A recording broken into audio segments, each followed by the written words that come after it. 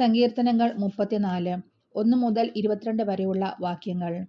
കർത്താവിനെ ഞാൻ എന്നും പുകഴ്ത്തും. അവിടുത്തെ സ്തുതികൾ എപ്പോഴും എൻ്റെ അധരങ്ങൾ ഉണ്ടായിരിക്കും.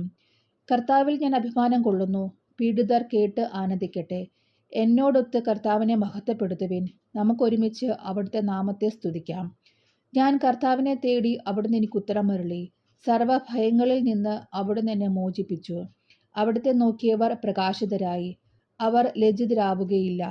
ഈ എളിയവൻ നിലവിളിച്ചു, കർത്താവ് കേട്ടു.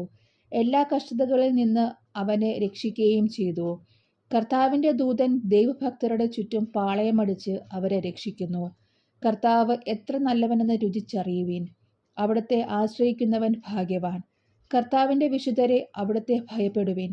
അവിടുത്തെ ഭയപ്പെടുന്നവർക്ക് ഒന്നിനും കുറവുണ്ടാവുകയില്ല. സിംഹക്കുട്ടികൾ ഇരകിട്ടാതെ വിശന്നു വലഞ്ഞേക്കാം. കർത്താവിനെ അന്വേഷിക്കുന്നവർക്ക് ഒന്നിനും കുറവുണ്ടാവുകയില്ല. മക്കളെ, ഞാൻ പറയുന്നത് കേൾക്കുവിൻ. ദൈവഭക്തി ഞാൻ നിങ്ങളെ പരിശീലിപ്പിക്കാം.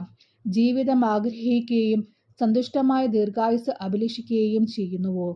തിന്മയിൽ നിന്ന് നാവിനെയും വ്യാജഭാഷണത്തിൽ നിന്ന് അധരങ്ങളെയും സൂക്ഷിച്ചുകൊള്ളുവിൻ. തിന്മയിൽ നിന്നകന്ന് നന്മ ചെയ്യുവിൻ. സമാധാനം അന്വേഷിച്ച് അതിനെ പിന്തുടരുവിൻ.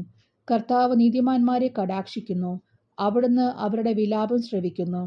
ദുഷ്കർമ്മികളുടെ ഓർമ്മ ഭൂമിയിൽ നിന്ന് വിച്ഛേദിക്കാൻ കർത്താവ് അവർക്കെതിരെ മുഖം തിരിക്കുന്നു.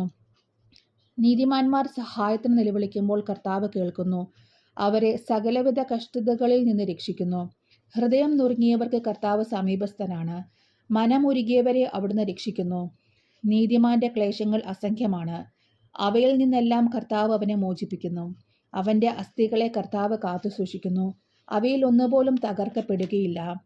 തിന്മ ദുഷ്ടരെ സംഹരിക്കും. നീതിമാന്മാരെ ദ്വേഷിക്കുന്നവർക്ക് ശിക്ഷാവിധി ഉണ്ടാകും. കർത്താവ് തന്റെ ദാസരുടെ ജീവനെ രക്ഷിക്കുന്നു. അവിടുത്തെ ശരണം പ്രാപിക്കുന്നവർ ശിക്ഷയ്ക്ക് വിധിക്കപ്പെടുകയില്ല.